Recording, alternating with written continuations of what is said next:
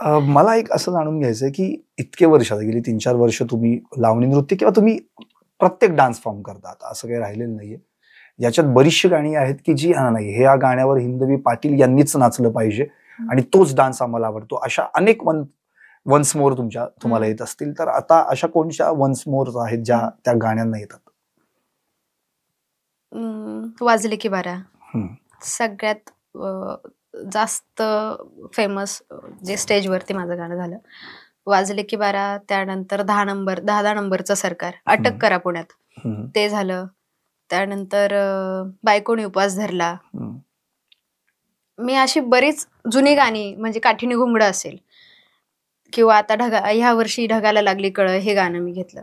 प्रीतीच्या झुल्यात झुलवा हे पण गाणं होतं. प्रीतीच्या झुल्यात झुलवा ते गेल्या वर्षी. आता ह्या वर्षी नवीन ट्रेंड, म्हणजे प्रत्येक वर्षी वेगवेगळ्या गाण्याची फरमाईशी वाढत राहते.